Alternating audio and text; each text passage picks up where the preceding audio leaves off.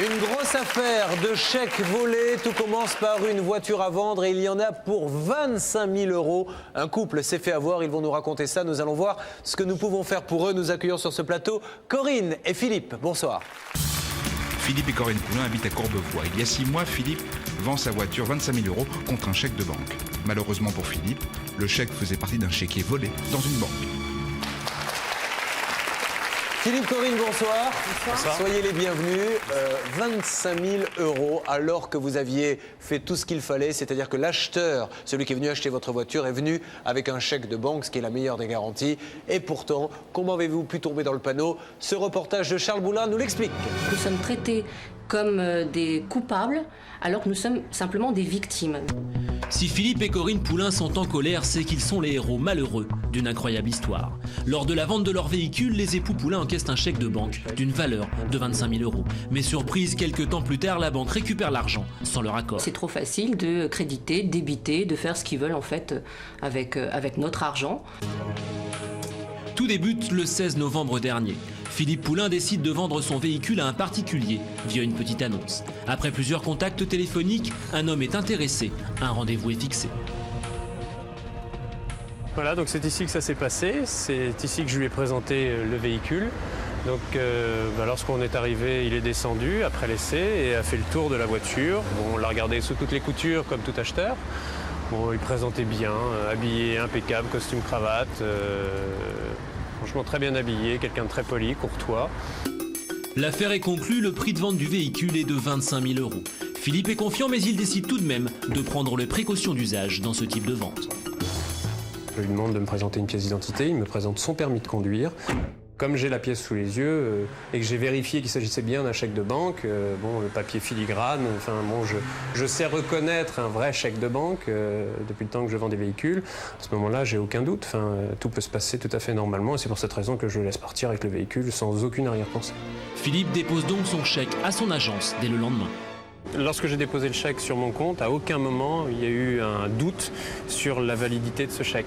C'est-à-dire que mon compte a été purement et simplement crédité de 25 000 € sans aucune autre forme de suspicion.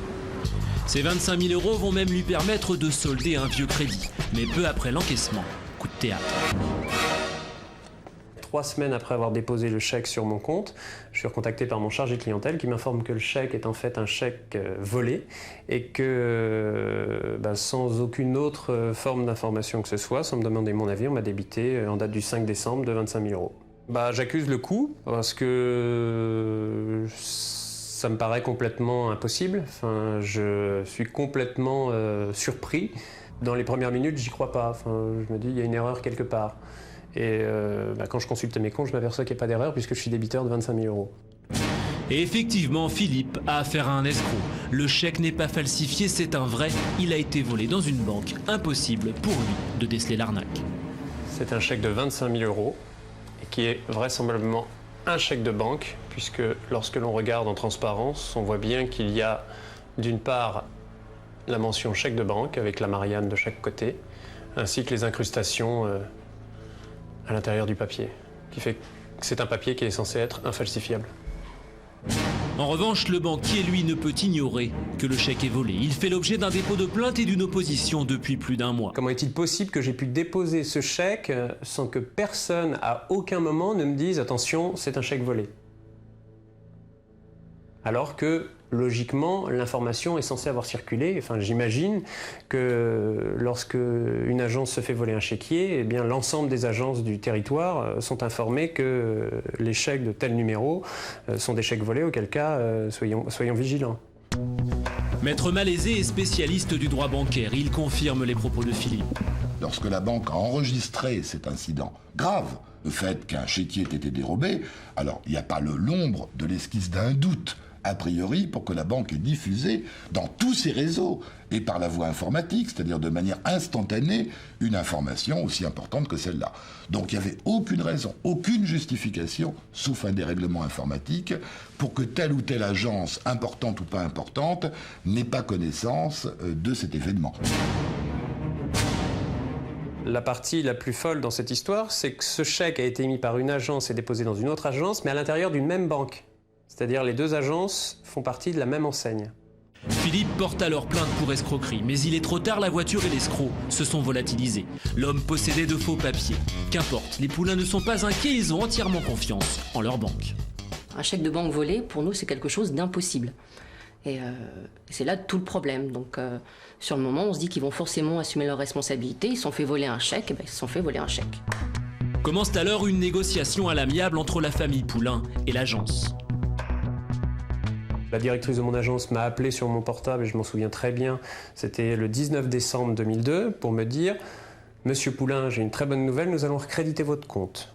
Mais il n'en est rien, la banque change d'avis, elle va même faire une proposition à Philippe, une proposition surprenante. Ce qu'on m'a proposé, c'est purement et simplement de prendre 10 000 euros, que la banque prenne 10 000 euros à sa charge et qu'elle me fasse des facilités de paiement sur les 15 000 euros restants. Cet entretien est le dernier entretien amiable que j'ai pu avoir avec cette personne, avec la banque, puisque c'était une proposition qui était à prendre ou à laisser. Et donc comme je l'ai laissé, on s'est quitté, et c'est moi qui ai indiqué à la personne qu'on se reverrait vraisemblablement, mais au tribunal. Aujourd'hui, l'affaire est entre les mains des tribunaux. La banque considère que Philippe Poulain est le seul responsable. Donc aujourd'hui, votre position, c'est de dire que cette somme, c'est moi qui vous la dois. Aussi simplement que ça. Du fait que les 2 signatures qui sont sur ce fameux chèque ne sont pas les vôtres. Oui, tout à fait. C'est aussi simple que ça, même si c'est fait sur un chèque. Notre position, c'est qu'on ne peut pas vous régler ce chèque, étant donné que c'est pas nous qui l'avons émis.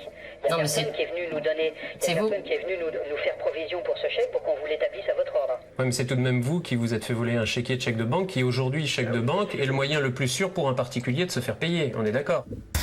Selon Maître Malaisé, la banque ne peut pas débiter un compte sans l'accord de son client. En ce qui concerne la législation sur les chèques, une fois que le chèque est établi, il doit être payé. Et ce qui vaut pour un particulier vaut tout autant au niveau d'une banque.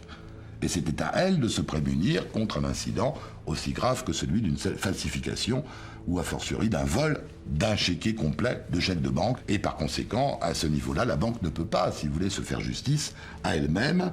Aujourd'hui, la situation financière de Philippe et de Corinne Poulain reste très préoccupante. Mais le couple est déterminé à ne pas baisser les bras. Les problèmes que je rencontre, en réalité, il y en a 3. Il y a le fait d'être débiteur de 27 000 euros sur mon compte. Il y a le fait d'être inscrit au FICP, donc qui lui m'empêche de pouvoir emprunter dans quelque organisme que ce soit. Et il y a cette affaire lancinante qui, depuis le 6 décembre, est quelque part dans ma tête, et que même si je me lève un matin en me disant « Tiens, c'est une bonne journée, tout va bien », non, parce que j'ai toujours ça, j'ai cette épée au-dessus de la tête. Mais aujourd'hui, il est clair que toutes les démarches que j'ai entreprises sont certainement pas des démarches que je vais laisser tomber. C'est-à-dire que je vais me battre jusqu'au bout. Voilà le reportage de Charles Bourla. Donc c'est vrai qu'au départ, vous n'avez pas grand-chose à vous reprocher. À partir du moment où la personne vient avec un chèque de banque, vous êtes en totale confiance. Totalement, oui. Ce qui est terrible par la suite, c'est l'incompréhension avec la banque. Parce que on a vu donc que le chèque est volé, qu'il a été volé dans une autre succursale de votre propre banque. À un moment donné, on doit se dire, bon ça va monsieur, tout va bien, je vous rembourse effectivement. Et là, non, qu'est-ce qu'on vous dit concrètement ?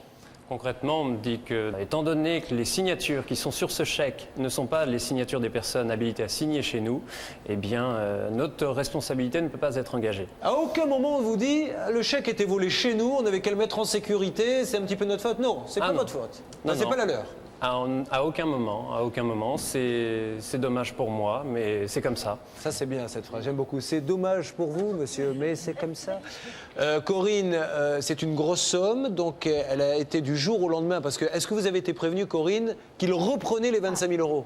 Non, à aucun moment. C'est-à-dire qu'ils ont débité les 25 000 euros du compte, après les avoir encaissés 3 semaines avant. Et à partir de ce moment-là, ils nous ont téléphoné le lendemain pour nous dire, voilà... À ce moment-là, vous êtes débiteur de 25 000 euros. Alors, la situation était bloquée à ce moment-là. On va y revenir dans quelques instants. Maître de Caumont, déjà, au vu de ce reportage et de ce que l'on vient de dire, est-ce que l'on peut dire clairement, ou vous allez me dire, c'est plus compliqué que ça, qu'il y a une véritable faute de la banque et qu'elle est vraiment responsable ? Oui, il y a une faute évidente de la banque. D'abord, de s'être fait voler peut-être un peu facilement ce chéquier. Un chéquier de chèque de banque, c'est extrêmement précieux. On est en train de s'en rendre compte, la valeur que ça peut avoir, notamment la sécurité que ça représente. Donc, c'est pas de la faute à ce charmant couple si la banque s'est fait voler ce chéquier. Par ailleurs, on encaisse le chèque et puis on attend 3 semaines pour se rendre compte qui ne serait pas provisionné, alors que c'est les fonds de la propre banque d'une autre succursale. C'est pas sérieux du tout. Il y a manifestement de la part de la banque une très grande légèreté et une responsabilité évidente pour moi. Comme vous l'avez dit tout à l'heure, ben non, ce n'est pas tant pis pour vous, c'est pour la banque. Alors, à ce moment-là, la situation est bloquée. Vous contactez sans aucun doute. Charles Bourla prend l'affaire en main, commence à donner quelques coups de fil à la banque pour essayer d'en savoir plus. Et les choses, là, vont visiblement s'accélérer. On ne va pas faire durer le suspense. Vous avez été prévenu, je crois, par la banque. J'ai un courrier sous les yeux, qui vous est d'ailleurs adressé. Suite à nos différents entretiens téléphoniques, nous vous confirmons bien volontiers notre accord pour abandonner le recouvrement. Car, en plus... Vous étiez attaqué, c'est ça? Non seulement on leur dit au revoir, mais en plus on vous attaque parce que vous êtes à découvert, quoi, grosso modo. Nous abandonnons le recouvrement du solde débiteur de votre compte. Nous avons recrédité celui-ci de la somme de 25 000 € correspondant au chèque objet du litige. Nous intervenons, là, si ça continue comme ça, vous allez vous retrouver avec un château et 9 voitures de sport. Nous intervenons immédiatement auprès de la Banque de France afin d'obtenir votre radiation du fichier national des incidents, parce qu'en plus, il se retrouvait fiché. Et en plus, je crois que vous avez des petits dommages et intérêts, en tout cas des choses qui ont été payées. Dites-moi. Pas encore, c'est en cours de tractation, mais enfin, un point positif, c'est que j'ai été obligé, moi j'ai assigné la banque et eux m'ont assigné 8 jours plus tard, donc j'ai été obligé d'avancer un certain nombre de frais au niveau qui seront remboursés normalement. Que la banque s'est engagée à me rembourser totalement. Soulagé ? Très soulagé. Bon, bah écoutez, je suis en tout cas ravi pour vous deux. Restez avec nous parce que pour votre prochaine vente ou achat de voiture, on va quand même donner quelques conseils. Maître de Comont, vous êtes l'un des grands spécialistes de la voiture. Si maintenant je ne peux plus faire confiance à quelqu'un qui vient avec un chèque de banque, je ne sais plus ce qu'il faut faire maintenant pour être sûr d'être payé quand je vends. On part du chèque de banque. Oui, le chèque de banque, c'est la solution. Mais il faut aller encore plus loin. Et je donne ce conseil à tous les téléspectateurs. Faites-vous payer par un chèque de banque aux heures ouvrables de la banque et investissez dans un coup de téléphone pour appeler la banque, l'agence d'où est émis ce chèque et en demandant simplement confirmation. C'est-à-dire avant qu'il me donne... avant d'accepter le chèque, j'appelle pour savoir... Vous appelez en présence de la personne en question qui, si elle est de bonne foi, si elle est honnête, 99 fois sur 100 n'y verra aucune objection. Et vous appelez la banque en disant, vous me confirmez bien que le chèque de banque numéro tant est provisionné, qu'il n'a pas été volé, que c'est bien monsieur untel qui l'a obtenu, parce qu'il faut aller demander le chèque de banque, là c'est personnalisé. Et là il y a 2 hypothèses. Ou bien la banque va vous répondre, mais oui, il n'y a aucun problème, vous pouvez le prendre bien entendu. Ou bien la banque va vous dire, ah non, c'est un chéquier qui a été volé, l'acceptez pas. Mais dans ce cas-là, votre interlocuteur, il est déjà parti depuis très longtemps, à mon avis, hein. Il n'a pas attendu la suite. Et puis dernière hypothèse, je l'ai personnellement pratiqué un jour. Et c'est l'acheteur de parfaite bonne foi qui me l'avait proposé, qui a dit, mais chèque de banque, c'est pas la peine, venez, on va à mon agence. Et finalement, le banquier va en quelque sorte être le témoin de notre tractation et il va vous payer directement. C'est encore mieux. C'est encore mieux. Alors là, par définition, à moins qu'il y ait une fausse agence, je ne vois pas comment on peut avoir un problème. Maître de Comont, merci. Philippe et Corinne, je suis ravi que les choses se soient rangées pour vous. On rappelle que vous avez récupéré la somme de 25 000 € plus des indemnités. Merci et bonne chance pour la suite, on vous raccompagne.